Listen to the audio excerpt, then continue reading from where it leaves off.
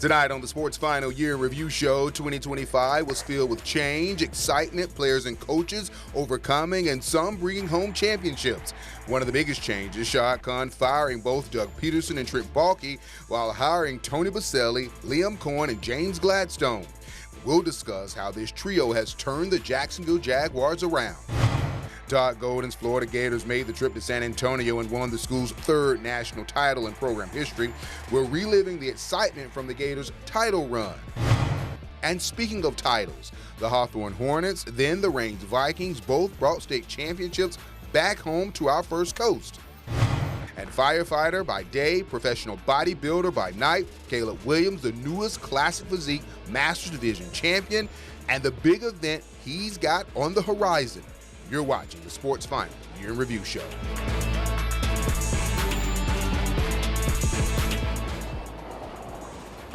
Hello, my friends. Welcome to St. Augustine, the nation's oldest city. I'm Chris Porter here outside of the Bridge of Lions. Over the next 30 minutes, my friends, I'm going to take a look back at some of the best local sports stories that the First Coast sports team covered in 2025. And let's start with our Jacksonville Jaguars. Shad Khan decided at the beginning of the year to fire then head coach Doug Peterson. Then he later fired general manager Trent Baalke and turned to then Bucs offensive coordinator Liam Cohen to become his new head coach. Cohen had done a terrific job with the Bucs offense. Baker Mayfield had a career year, and we all know that we needed a coach who could develop Trevor Lawrence and turn him into a franchise quarterback so the Jags could be a consistent contender. Khan also added James Gladstone to become the team's new general manager, and he had already hired Jags great Tony Boselli to be the vice president of football operations. Today's NFL is constantly changing. It's important for us to find a GM who is unafraid of change, someone who can innovate, collaborate, communicate, and evolve. All of that describes James. Jaguars owner Shad Khan laying out the blueprint of what he wanted and believes he now has in his new general manager, James Gladstone. It's no wonder James has already produced a brilliant body of work so early in his career, but what's best is his immense promise in the role of general manager. The 34-year-old Gladstone is the youngest GM in the NFL, whose mentor, Los Angeles Rams GM Les Snead, told him it was time for him to go after the Jags job. It was never going to be something that I brought up. It was only until he rose his hand and said it's time. Gladstone is now a part of an organization that has a young and first-time general manager and a young and first-time head coach in Liam Cohen. However, Khan, nor executive vice president of football operations, Tony Boselli, seems fazed by their youth or the outside noise. I look at it really positively. I think we have great people and a great team of people, even though they might be in the position for the first time. I think collectively they're going to have great success. The combination of Liam and James and what we're going to build here, and the three of us together, we're aligned, and it's going to be a collaboration. You know, it's not about any one individual, no egos, agendas. It's about what happens on the grass. We're going to keep the main thing, and that's winning football games, and that's what we're here to do. And the trio wasted no time proving that they would do whatever necessary to win. And boy, did they have the city on fire on draft night when they decided to move up in the 2025 NFL draft, make a trade with the Cleveland Browns, and select two-way star and Heisman Trophy winner Travis Hunter. The draft selection had the city in a frenzy. I got goosebumps. I ain't even tell you I got goosebumps. I'm getting chills. I'm ready for the season. Let's go, let's go, let's go. But this city has been like on a different vibe since the draft night. Diehard Jaguars fan Deborah Lewis echoing what everyone here on our First Coast seems to be saying. Two-way player Travis Hunter is the right man at the right time for the Big Cats. You can feel the excitement in the city. Even people that are not Jaguar fans are saying, you guys might be pretty good. I mean, even people jumping on our bandwagon, I love it. Travis Hunter is so exciting. We cannot wait to see what he does, what side of the ball he plays the majority of the time on. I've been here now 16 years. There has not been a prospect in my 16 years, including Trevor Lawrence, that has a fan base so excited like him. Like, for those people at home, explain to them why that's so. his athleticism, the way he plays, the way he handles himself, his academics. And not only that, he's been influenced by Coach Prime. He's gone to Jackson State. He did his thing, went to Colorado, won the Biletnikoff Award. And, I mean, he's just done his thing, and we're just so excited, cannot wait to see what he does, and everybody's just behind him. Lewis also bragging on how the Jaguars' new regime, made up of General Manager James Gladstone, Head Coach Liam Cohen, and Executive Vice President of Football Operations Tony Baselli, is moving. I love it. I mean, what's not to love? I mean, they have made, like, our previous general manager would never have traded up like that to get Travis Hunter. You know, it seems like they're going to say what they mean what they say, and we're going to see what happens. Byron Robinson agrees. In Gladstone, we trust. I'm getting the shirt made. In Gladstone, we trust. Big boy, we love you to death. Duval, baby. Let's go. Travis Hunter played both ways before a season-ending knee injury. At the time of the injury, the rookie appeared to be building chemistry with quarterback Trevor Lawrence and had turned in his best performance of the season. When asked if Hunter will play both ways next season, Coach Cohen says that's something they will evaluate during the offseason. Jump ball, get it. The Florida men's basketball team had Gator Nation on fire when they won a national championship. Walter Clayton Jr. boy, did he play his best ball heading into the SEC tournament as they won the SEC tournament title, and then into the NCAA tournament where he was awesome there as well, leading the Gators to their third national championship. He was the tourney MVP. Clayton and his teammates then returned from San Antonio and celebrated winning that national title with more than 55,000 fans inside the swamp. The mayor of Gainesville got in on the action, presenting Golden with the keys to the city. I thought our guys deserved something like this, and you know, to be celebrated one last time, you know, before guys start kind of going their separate ways. And bittersweet in that regard, but I just don't think it's really sunk in yet. You know, the fact that we went 36-4 and won the SEC tournament, and then we won the national championship. It's been a good couple months for Gators basketball, baby. I've been told we're going to the White House, man, so I'm pretty excited about that. You know, so we'll have to get everybody back together to be able to go do that. Speaking of championships, the Reigns Vikings got it done in the 3A state title game. They took on the Bulls of Miami Northwestern, a team that had beat them the year before. They called it the Revenge Tour. Let me tell you this, the Vikings defense was absolutely outstanding in that ball game, but it was their quarterback, TJ Cole, a guy who had told his head coach a couple of weeks before this game that he hadn't had a chance to put his team on his back and lead them to victory. Well, he did in this ball game as the Vikings beat the Wolves in an instant classic, 23-22. Coming in 365 days, we just had to put in the work, wanted to get back. You know, it was a revenge tour, so it felt great to get back to the state championship and win it this time.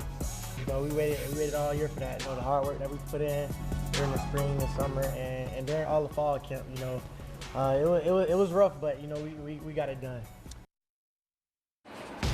Cornelius Ingram's Hawthorne Hornets knocked off Bluntstown 24-8, winning the Rule State title. Sophomore running back Derek Gillens was the game's MVP. For those of you who might not know, the Hornets don't just dominate in football, but they won multiple titles in recent years in boys and girls basketball as well, solidifying themselves as having one of the best athletic programs in the state. Coach Ingram talked about returning to the top of the Rule classification.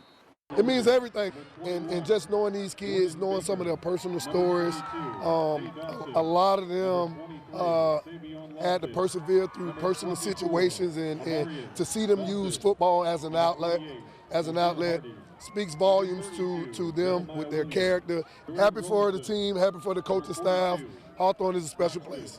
We done been through so much this year as a team. We done grown stronger, brotherhood, and it's just real personal for us. You know, we want to do it for each other. You know what I'm saying? Got all these guys over here. We're grateful. The First Coast is home to the Physique Masters Division champion Caleb Walker. Walker won the IFBB Florida Pro. Caleb competed in the Classic Physique Masters Division, and he dominated the field, beating out 11 competitors. With the win, he qualified for the 2027 Masters Mr. Olympia. That's basically the Super Bowl of bodybuilding for the Masters Division, one of the most prestigious events in the sport, held only once every 2 years. When he's not competing, you'll find John Caleb serving on Fire Engine 47 with JFRD. Well, I am honored. This is one of the most prestigious contests in all of bodybuilding. Right. So, and it requires you to be your very best. So luckily me, they have not announced a date yet. It is in 2027, but after I'm done with the season here within the next month, I'll be right back into the high calorie surplus, training and preparing all year throughout next year to bring an even better look to the Masters Olympia. I'm trying to bring just a whole complete different body. For the first time in a long time, we did not have to deal with a hurricane here on our First Coast, but there were two track stars at JU who know firsthand the devastation that hurricanes can leave behind. Ashley Gonzalez is taking you to the heart of the game with their story. Cassie and Cassandra Thompson made a name for themselves at a pretty young age. We played every single sport in high school, and we were always known as the Thompson twins, the Thompson sisters, because we excelled in almost every sport we did. Bonded by blood, but naturally thick as thieves. That's until September 2019. Hurricane Dorian, Category 5 storm hitting the Bahamas, heading for the southeast. One of the strongest Atlantic hurricanes in recorded history. So we actually was home when we got hit by the hurricane, like we lived there. And during that time, the hurricane sat on our island for 2 days, moving 2 miles per hour, didn't move at all. And the whole island was completely underwater. Everything got damaged. Because Hurricane Dorian didn't leave much behind for the Thompsons, Cassie, the older sister, decided to move to Florida to keep her track career alive. But that meant for the first time, the Thompsons would be apart. It was always just Cassie and Cassandra, Cassie and Cassandra. And after a while, you just hear Cassandra, Cassandra, Cassandra, Cassie, Cassie, Cassie. It was kind of tough, I can't lie. Like, there's days I would be like, I want to go home, I want to go to my sister, I want to go to my other siblings. But I realized being here, it was a blessing. The Thompsons reunited on the track here at Jacksonville University in 2023. They're teammates again. And since wearing the same jersey, they've produced some of their best performances. The Thompson sisters, Cassandra handing off to Cassie, Cassie handing off to Cassandra. Cassie and Cassandra had a tremendous year being a Dolphin. Like, honestly, it's been the best feeling ever. Ashley Gonzalez, First Coast Sports. The UNF Ospreys softball team enjoyed a magical postseason run. First, the team won the ASUN regular season and then the tourney title. Then they received their first bid to the NCAA tournament. The Ospreys won a tourney game, but they were eliminated from the tournament by South Carolina. Despite the loss, the Ospreys had a terrific season. UNF won a school record 47 games. Again, here's the pitch. Fly ball, deep right center, it's deep, Clark back, it's out of here! Out of here! It's a walk-off two-run homer to win the AAA National Championship! The Jacksonville Jumbo Shrimp won the championship in dramatic fashion. You're watching the Sports Final Year in Review show.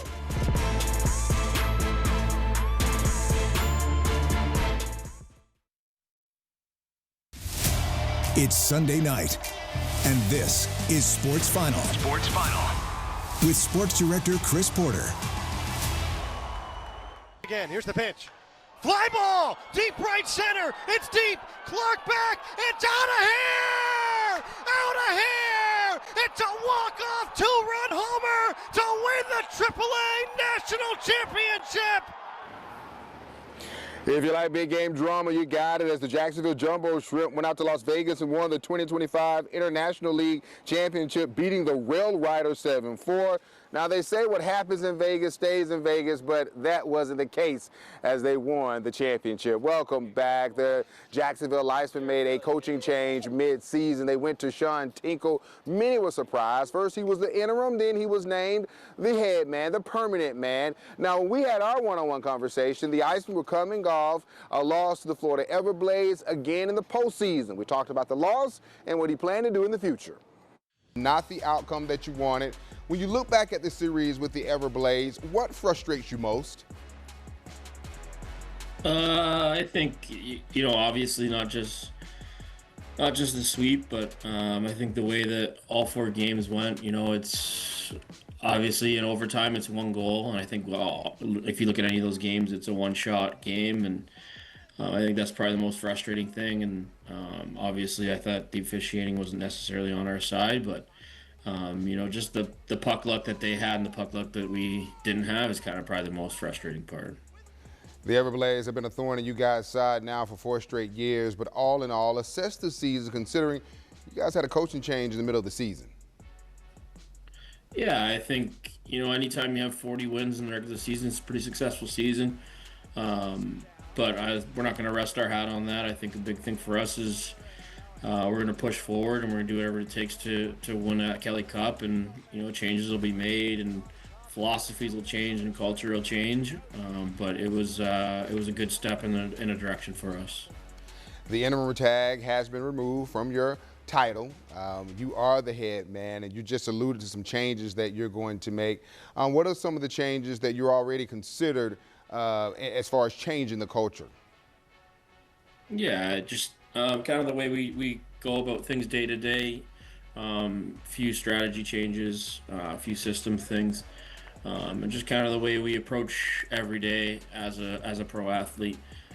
Some off-ice things will be changing, and some on-ice styles will be changing, but I think overall it's been pretty receptive of all the players, and I'll be leading on our leadership group, pressing forward as well. Now that you are the head coach, what have you learned in this interim opportunity that you think will definitely be beneficial for you going into next season? Yeah, I think for me, and I think for any coach, I think honestly, if you're not learning, I feel like you're not adapting, and you're probably gonna die in the sport. So I think I'm always learning, and I've learned just kind of how to handle pro hockey players, the schedule, the travel, and all that stuff, and just learning everything that encompasses in being in the ECHL, and just kind of taking it in stride, and can't wait to get going next year. The message you want to share with your fans as they wrestle with another off season of what ifs?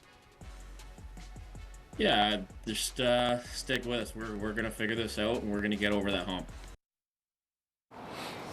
The Gators fired Billy Napier and turned to this man, John Summerall. Summerall, the 31st head football coach in the program's history. He's tasked with returning Florida to national prominence. Coach Summerall won the press conference. Now we'll just have to wait and see if he wins a lot of games. It's great to be a Florida Gator. It's great to be a Florida Gator. I am honored and humbled to be the head football coach of the University of Florida. I won't back down. I won't back down. I will never back down. The Florida Gators, we will not back down. Go Gators. The Edward Waters Tigers and their fans were caught off guard when Toriano Morgan decided to step down as the head coach. He had just attended the SIAC Media Days before stepping down and talked about how excited he was for the upcoming season. So the Tigers turned to Brian Jenkins first as their interim head coach, but because of his success, they made him the permanent man. I talked to Coach Jenkins just a couple of days after Morgan stepped down. First of all, I'm very grateful to have this opportunity, given by our president, Dr. Faison. I'm very thankful to Timo for bringing me on, years ago to be offensive coordinator, and now been, moved up to the interim head coach is exciting. So I'm just very thankful, very humble about the opportunity, and I'm looking forward to taking full advantage of it. Coach, I know that you and Coach Toriano Morgan are very good friends. We were shocked that he decided to go in a different direction. Not surprised because it's a bigger job, I guess you could say. Did you have any idea that this was going to happen? No, I didn't. I didn't have any idea this was going to happen. And in fact, I didn't find out until after he had did it. And then when he informed me, I didn't take it well, And we went back and forth, for a little bit. But at the end of the day, it's something that worked, in my favor. And so I'm just appreciative of it. What did you have an issue with, or was there an issue? Well, when you work with a guy like Toriano Morgan and you build a relationship that we've built, you don't want to see, selfishly, you don't want to separate, you know what I mean? You want to see things through. But, after having a deep discussion with him and, he brought some understanding to the situation and it made it easier to move on. Your program, without question, is on the move. I mean, the facilities are constantly being upgraded, which I know is critical when you're trying to recruit. Now that you are the man in charge, what direction, what are the things you're going to change up? Well, the main thing, you know, it's not going to be a lot of change, you know, but we're going to do some things different, you know what I'm saying? Just our practice structure is going to be a little different. Some of our expectations as a team is going to be a little different. You know, Coach Morgan did a wonderful job, you know, taking us from point A to point B. So now, you know, I got to take us from B to C, which, you know, has some different things that's intertwined in it. So, you know, like I said, it's not we're going to do some things different, you know, better. We're just going to do some things a little different. One of the things during his era was you guys would have hot streaks. You start slow, pick it up, start fast.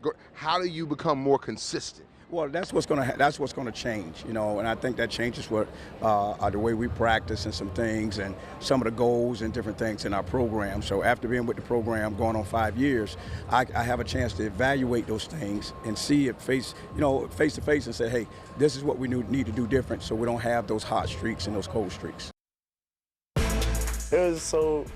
That was kind of rough, not having a mom or dad. Defying the odds. Tonight, we're sharing the journey of a local football player whose resilience, grit, and unshakable determination has put him in position to win. This is the Sports Final Year in Review Show.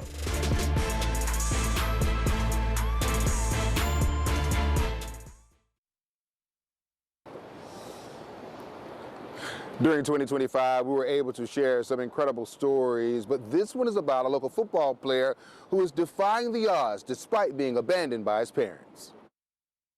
Football was something I just latched a hold of really hard. Like, you didn't have to, like, tell me to go to practice. You didn't have to, like, make me do anything. Yeah. Former JAA moccasin safety Amari George has loved the game of football since his grandfather introduced him to the sport at just 4 years old. It's a sport that helped teach Amari the discipline he lacked during his childhood. I'd get in trouble for little things, you know, just not doing schoolwork, talking back.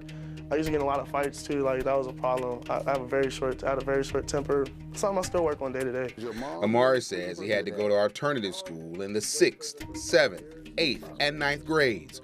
Raised by his grandparents, Amari faced trials and tribulations no kid should be burdened with at such an early age. His mom abandoned him when he was only 14 months old. Then his dad went to prison. That was kind of rough, not having a mom or dad, but my grandparents were like, they were great. I was in a bad area, but you know, they seen what I seen from an early age. That's why they put me in football and put me in sports. It was one of the best decisions his grandparents made. Once Amari matured, he developed into an outstanding football player. One who, when he first joined the Mocs, had to make the 2+ hour commute from Orlando to Fleming Island during football season just to play. Under the guidance of Clay High alum, former NFL player, and JAA head football coach Nolan Carroll. He's still young, so he can get in the game with you. In practice, he can get in the motion with you and show you exactly how you're supposed to move, show you exactly how you're supposed to read plays and do this and do that. And especially when it comes down to breaking down film, like, you know, that's a talent in itself.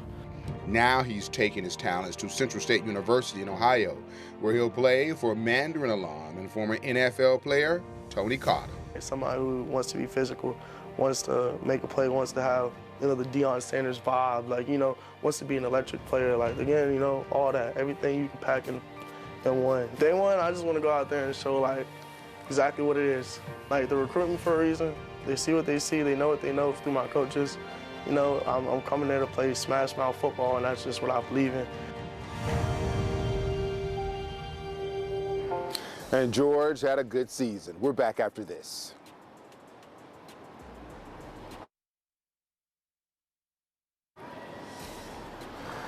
'25 was fantastic, and we're expecting great things in 2026.